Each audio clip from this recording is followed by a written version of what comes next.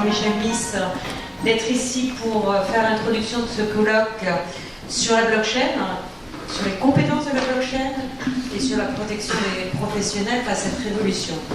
Alors avec Jean-Michel, depuis déjà un moment, nous avons milité pour que l'Assemblée nationale, et quand je dis militer, c'est vraiment le mot, pour que l'Assemblée nationale s'empare du sujet de ce que j'appelle la révolution blockchain.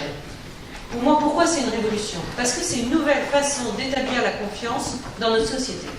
Et qu'il ne peut pas y avoir d'activité économique, qu'il ne peut pas y avoir de relation entre les personnes sans une relation de confiance. Alors aujourd'hui, on a trouvé, dans les temps passés, une façon d'établir la confiance qui était le tiers de confiance. Et le tiers de confiance s'est installé, que ce soit quelquefois l'administration, la banque, le notaire, différents tiers de confiance que nous pouvons avoir pour être sûr que quand vous achetez quelque chose, et ben, à un propriétaire, ça soit bien lui le propriétaire.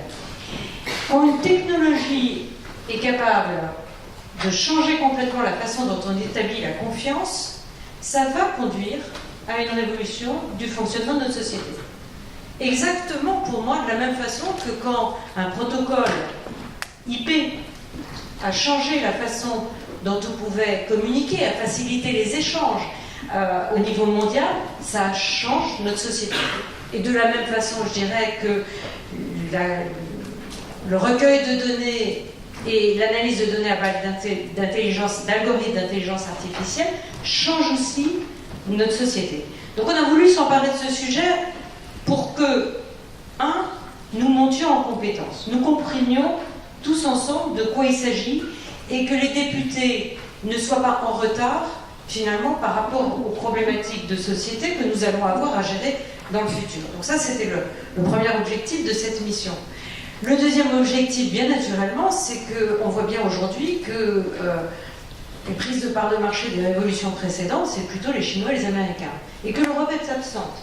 Or, en revanche, en France, nous avons tous les talents, parce que nous avons une recherche scientifique de très haut niveau, nous avons une formation académique en matière d'informatique de très haut niveau aussi.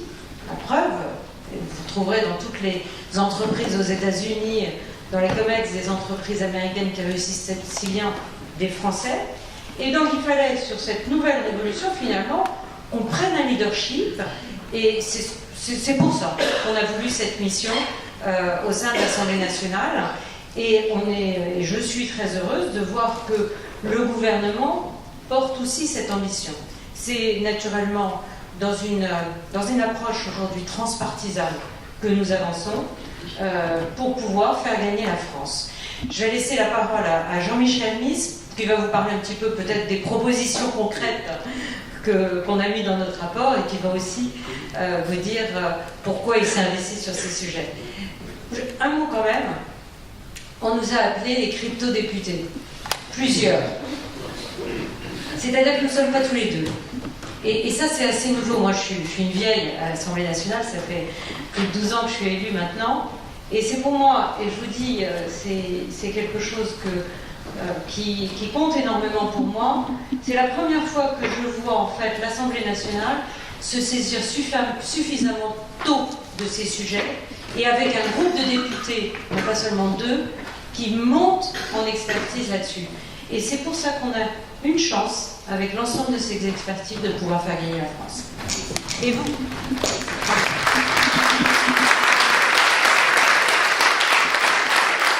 Merci Mathias surtout d'avoir pris l'initiative du think tank d'organiser ici à l'Assemblée nationale ce colloque sur blockchain et de manière générale les champs d'information. Nous, on est très heureux de pouvoir vous accueillir ici parce qu'effectivement, quand on a commencé cette mission il y a plus d'1 an, c'est un sujet qui ne dépassait guère le champ d'un certain nombre de spécialistes et vraiment au cœur du sujet. On a réussi, je crois que c'était un des paris, comme tu l'as rappelé, de pouvoir porter aussi avec d'autres ce sujet sur la place publique. On voit qu'aujourd'hui, d'une manière générale, comme l'a rappelé Mounir et comme le rappellera tout à l'heure Mélanie Pénicaud, le gouvernement non seulement se saisit de cette question, mais arrive au temps des propositions, parce que quand on fait un rapport parlementaire, pour ne pas vous le cacher, pour ne pas vous dévoiler de secrets, parfois au-delà du plaisir qu'on peut y prendre et des échanges qu'on a pu avoir d'ailleurs avec beaucoup d'entre vous dans cette salle qui nous faites l'amitié d'être là également, de répondre présent à l'invitation du think tank. On a parfois un peu quelques frustrations parce qu'on se dit qu'il est parfois loin le temps de la réflexion à l'action. Et là, avec la blockchain, on ne désespère pas, pour une fois, de pouvoir irriguer réellement l'action publique, de pouvoir porter ce débat au Parlement, pas plus tard que maintenant, ce qui expliquera qu'effectivement nous allons vous quitter, puisque nous sommes dans une actualité pressante sur la loi Pacte, parce que nous avons encore l'ambition de porter, au-delà du texte qui est une avancée profonde, un certain nombre d'amendements pour essayer de résoudre quelques difficultés, quelques scories qui font, à mon avis, dans le paysage, qui sont présents dans le paysage et qui nuisent au potentiel qu'on peut avoir de la blockchain.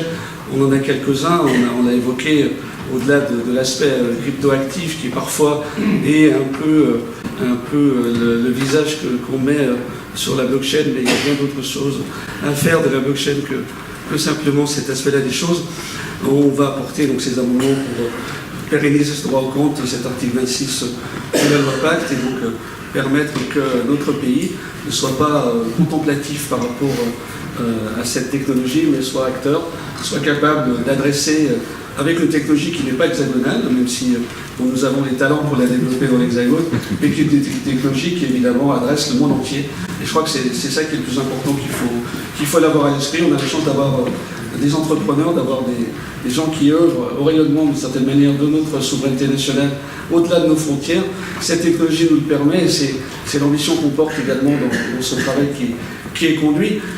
Pour rester sur le thème de l'information, je crois que Mounir a dit beaucoup de choses, mais il a rappelé qu'il fallait effectivement tenir ces deux bouts, parce que même si nous sommes enthousiastes, convaincus et porteurs de l'innovation que peut engendrer la blockchain, il y a effectivement un certain nombre de préoccupations qu'il faut savoir entendre, que ce soit sur les formations initiales, que ce soit bien évidemment sur les formations continues, sur les formations tout au long de la vie, car comme toute technologie de rupture, la blockchain n'est pas une technologie que l'on peut encadrer, c'est un des risques et c'est un des souhaits qu'on a porté dans le rapport, c'était d'expliquer que justement il fallait qu'on puisse libérer d'une certaine manière les règles de droit qui la régissent, les règles fiscales ou financières, afin que cette technologie ne soit pas bridée avant même qu'elle n'ait pu porter tous ses fruits. Et je crois que c'était extrêmement important qu'on puisse justement faire en sorte que la blockchain soit une manière d'émanciper une certaine approche de l'économie. Et je crois que c'est quelque chose qui a été porté dans ce rapport et qui a été compris. Il faut réglementer certainement sur certains aspects, mais contraindre certainement pas.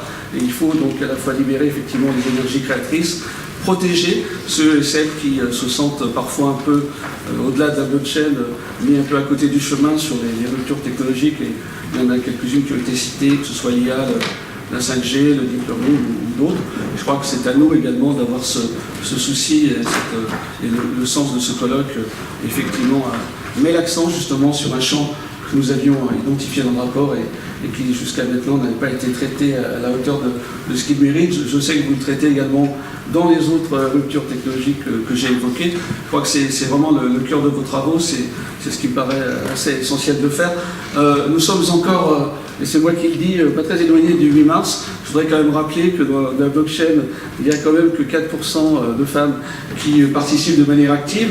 On n'est déjà pas très brillant dans l'économie numérique, mais je pense qu'on peut quand même faire mieux. C'était aussi une des ambitions, je sais que c'est une de vos ambitions, c'est de faire en sorte qu'à travers les formations, à travers la compréhension du sujet, on fasse tomber un certain nombre de tabous et de plafonds de verre, afin qu'on puisse avoir une société numérique qui soit à l'image de la société tout entière. Et donc, je crois que c'est également un combat qu'on porte et un débat qu'on doit ouvrir pour qu'on fasse en sorte que les formations et qu'on puisse faire percoler également cette idée. Moi, je ne veux pas être beaucoup plus long, vous retrouverez, et vous avez certainement dans le rapport noté un certain nombre d'avancées qu'on a pu faire. Je souhaite simplement vous souhaiter un très bon colloque et puis vous remercier encore une fois de votre présence à toutes et à tous. Merci.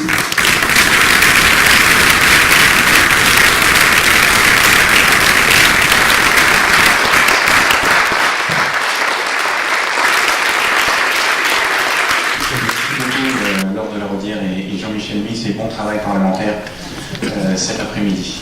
Avant de passer la parole à mon collègue Cédric Meston qui va présenter un peu plus le programme de cet après-midi, puis passer la parole surtout au speaker pour la première table ronde, je voulais juste vous parler quelques secondes de hashtag le plus important, puisque je suppose qu'avant de recevoir une invitation de notre part, vous n'avez jamais entendu parler de nous. C'est normal, on est une association, un mouvement citoyen qui s'est créé fin 2017 en réaction à la perception d'un malaise croissant de nos concitoyens et d'un décrochage d'une partie de la population par rapport aux avancées de la France d'en haut. Et ce qui nous a motivé, le cœur de notre combat, ce qui nous rassemble, c'est de répondre à l'insécurité économique de nos concitoyens en agissant sur le levier du développement des compétences, de la formation, du développement des capacités, des personnes peu qualifiées, des personnes en risque de déqualification et des enfants et des jeunes en difficulté. Et on agit de deux manières. Par un think tank d'un côté qui fait des propositions concrètes de politique publique, c'est ce qui nous rassemble aujourd'hui. Vous avez un petit fascicule où vous avez mis notre note de perspective, où il y a des propositions concrètes. On travaille aussi sur d'autres thèmes.